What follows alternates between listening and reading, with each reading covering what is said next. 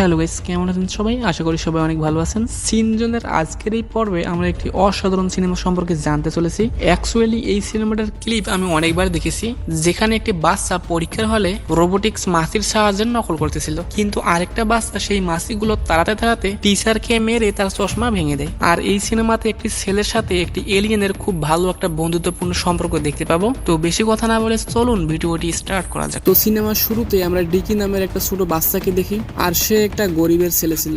আর ডিকির বাবা কনস্ট্রাকশনে কাজ করত, আর তিনি তার ছেলের জন্য অনেক সুন্দর জীবনের স্বপ্ন দেখত।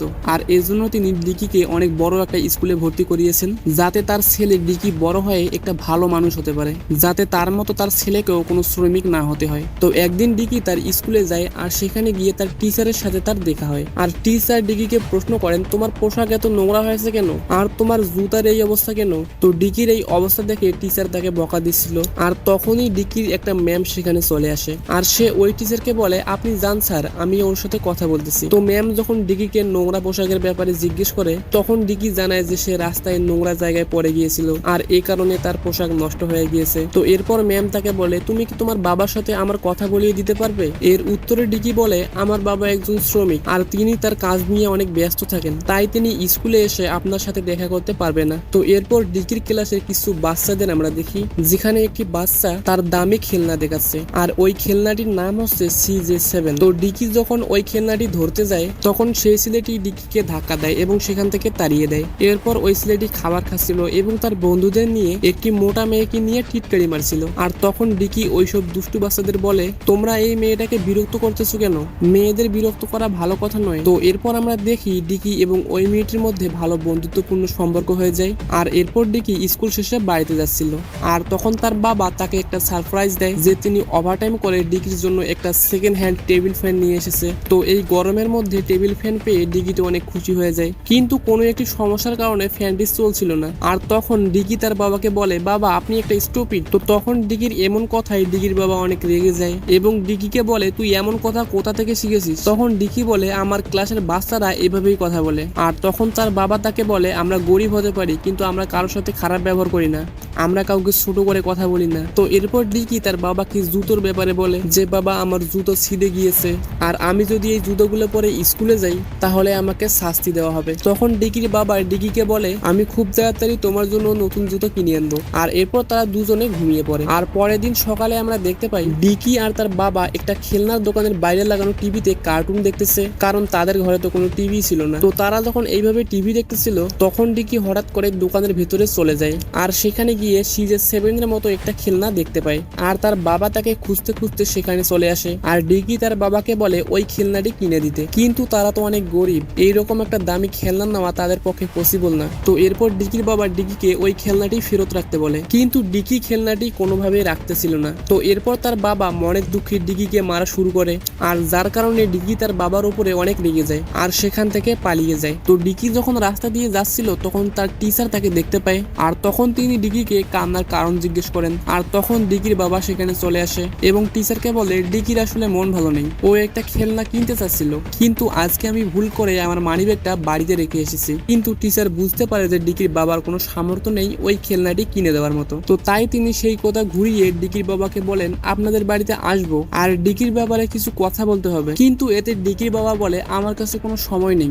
আমি আপনার সাথে এই ব্যাপারে অন্য একদিন কথা বলবো। অ্যাকচুয়ালি এখানে ডিকিরা যেহেতু অনেক গরিব ছিল, আর ওদের বাড়ি ঘরের অবস্থা খারাপ হওয়ার কারণে ডিকির বাবা টিচারকে বাসায় আনতে চাচ্ছিল না। তো এরপর পরের দিন রাত্রিবেলা ডিকির বাবা ডিকির জন্য জুতা আনার জন্য এক জায়গায় যায়, আর এখানে মূলত পুরনো জিনিসপত্র এবং ময়লা আবর্জনা ফেলা হয়। তো ডিকির বাবা এখানে এসে ডিকির জন্য জুতা খুঁজতে থাকে। তো সে সেখানে ভালো রকম জুতা তো পায় না, তো সেখানে একটা সে সবুজ রঙের বল পায়, আর এটিকে খেলনা মনে করে ডিকির বাবা ডিকির জন্য গিফট হিসেবে ওই বলটিকে বাড়িতে নিয়ে আসে। আর ডিকি ওই সবুজ রঙের বল পেয়ে অনেক খুশি হয়ে যায়। তো এর পরের দিন ডিকি তার বন্ধুদের দেখানোর জন্য সেটাকে স্কুলে নিয়ে যায়, কিন্তু স্কুলের বাচ্চারা তাকে নিয়ে টিটকারি করে এবং বলে, এটা কোনো খেলনা নয়, হয়তো তোর বাবা এটা কোথা থেকে কুড়িয়ে এনেছে। আর ডিকি ওই বলের নাম দেয় CJ7, মানে ওই দামি খেলনাটির নাম দেয়। কিন্তু স্কুলের বাচ্চারা টিটকারি থামে না, আর এর কারণে ডিকির সাথে তাদের লড়াই শুরু হয় এবং ডিকির জামা ছিঁড়ে যায়। তো এরপর যখন ডিকি বাসায় আসে, তো রাতের বেলা ডিকির বাবা এই ছেঁড়া শার্টটিকে দেখতে পায় এবং অনেক রেগে যায়, আর ডিকিকে একটা আলমারিতে বন্দি করে রাখে,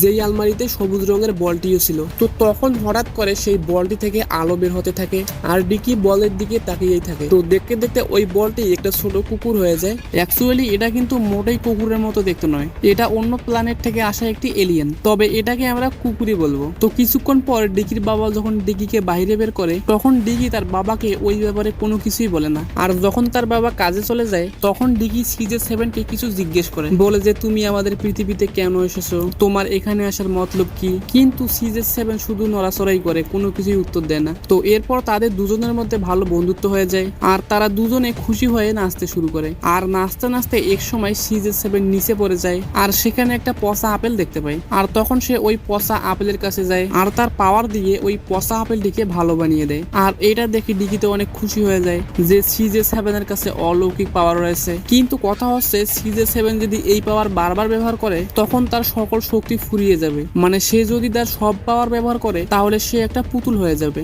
তো এরপর ডিকি খুশি মনে ঘুমিয়ে পড়ে। আর এর পরের দৃশ্যে আমরা দেখি ডিকি রাস্তা দিয়ে যাওয়ার সময় একটি পাগলা কুকুর দেখতে পায়। আর ডিকি তখন CJ7কে বলে, তুমি যদি সত্যিকারের এলিয়েন হয়ে থাকো তাহলে পাগলা কুকুরটাকে হারিয়ে দেখাও। আর এলিয়েনরা তো অনেক শক্তিশালী, তাদের কাছে তো অলৌকিক পাওয়ার রয়েছে। তো এরপর CJ7 ওই পাগল কুকুরটিকে হারিয়ে দেয় আর এটা দেখে ডিকি চমকে যায়। আর স্কুলে যাওয়ার পর ডিকি CJ7কে একটা বাথরুমে নিয়ে যায় আর বলে, আজকে আমার পরীক্ষা আর আমি আজকে কোনো পড়া করিনি। তখন CJ7 ডিকির জন্য একটি চশমা দেয়, যেই চশমাটির সাহায্যে ডিকি অন্যদের লেখা দেখতে পারবে। তো পরীক্ষার হলে ডিকি ওই চশমাটি পরে পরীক্ষা দিচ্ছিল এবং চশমার ভেতর থেকে কিছু রোবোটিক্স মাছি বের হয় আর সেই মাছির সাহায্যে ডিকি অন্যদের খাতা দেখতে পায় এবং নকল করতে থাকে। আর সেই রোবোটিক্স মাছিগুলো তাড়াতে গিয়ে সেখানকার একটি ছেলে এবং একটি মেয়ে টিচারকে মেরে তার চশমা গুঁড়ো করে দেয়। তো এরপর পরীক্ষার রেজাল্টের দিন ডিকি ক্লাসের প্রথম হয়ে যায় আর এটা দেখে টিচার নিজেই অবাক হয়ে যায়, কেননা ডিকির রেজাল্ট তো সবসময় কম আসতো, কিন্তু হঠাৎ করে আজ 100তে 100 মার্ক পেল কিভাবে। তো এরপর আমরা দেখি CJ7 ডিকির জন্য একটি জাদুর জুতাও বানিয়ে দেয়, যেটার সাহায্যে সে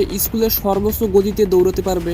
আর এই জুতো পরে যখন সে দৌড়ের মেশিনে ওঠে তখন সেই মেশিনটিই ভেঙে যায়। তো ডিকির এইসব কিছু দেখার পর টিচার ডিকিকে ধরার জন্য পুলিশকে ডেকে আনে, কিন্তু ডিকি ওই জুতোর সাহায্যে আকাশে উড়ে যায়। আর যখন ডিকি নিচে পড়তে যাবে তখন ডিকির ঘুম ভেঙে যায়, মানে এতক্ষণ যা যা হচ্ছিল এইসব কিছু স্বপ্ন ছিল। তো এরপর ডিকির বাবা ডিকিকে বলে, তাড়াতাড়ি ওঠো, তোমার স্কুলের সময় হয়ে গিয়েছে আর আজকে তো তোমার পরীক্ষা রয়েছে, তুমি এখনো ঘুমিয়ে আছো। তখন ডিকি বাবাকে বলে, আজকে আমি 100তে 100 নম্বর নিয়ে আসবো, কেননা ডিকি মনে করে আজকে সে এলিয়েনের কাছ থেকে সুপার পাওয়ার নিবে। তো এরপর স্কুলে যাওয়ার পথে সে একটি পাগলা কুকুর দেখতে পায়, যেই কুকুরটিকে সে স্বপ্নে দেখেছিল। তো এরপর ডিকি CJ7কে বলে, তুমি যদি সত্যি এলিয়েন হয়ে থাকো তাহলে ওই ডগটিকে হারিয়ে দেখাও। কিন্তু CJ7 ওই পাগলা কুকুরের কাছে সেই লেভেলের পিটুনি খেয়ে আসে, মানে সে স্বপ্নে যা দেখেছিল তার উল্টোটা হচ্ছে। আর এটা দেখে ডিকির অনেক মন খারাপ হয়। তো এরপর তারা স্কুলে চলে আসে। এবার স্কুলে আসার পর ডিকি CJ7কে বলে, আজকে আমার পরীক্ষা রয়েছে, তুমি আমার জন্য এমন কিছু তৈরি করো যাতে আমি পরীক্ষায় ভালো নাম্বার পেতে পারি। কিন্তু CJ7 কিছুই করতে পারে না, কেননা ওর কাজ হচ্ছে কোনো নষ্ট কিংবা খারাপ জিনিসকে ভালো করে দেওয়া। তো এজন্য ডিকি অনেক কষ্ট পায় এবং পরীক্ষায় সে কিছুই লিখতে পারে না। আর CJ7 এর ভরসায় সে রাত্রিবেলা কিছুই পড়েনি আর এই কারণে ডিকি পরীক্ষায় ফেল হয়ে যায়। আর এই জন্য সে CJ7কে একটি ডাস্টবিনে ফেলে দেয় এবং বলে, তুমি একটা সাধারণ কুকুর, তোমার কারণেই আমি পরীক্ষায় ফেল করেছি। তো এরপর সে সেখান থেকে চলে যায়। তো কিছু দূর যাওয়ার পরে সে নিজের ভুল বুঝতে পারে, সে বুঝতে পারে যে CJ7কে ফেলে দেওয়াটা ঠিক হয়নি। এজন্য সে দৌড়ে আবারও সেই ডাস্টবিনের কাছে চলে যায়, কিন্তু ময়লার গাড়ি ততক্ষণে ডাস্টবিনের সকল ময়লাগুলো নিয়ে গিয়েছিল। আর এর জন্য ডিকির মন খারাপ হয়ে যায় এবং কান্না করতে থাকে। আর বাসায় ফেরার পর ডিকির বাবা ডিকিকে জিজ্ঞেস করে, তুমি কান্না করতেছো কেন?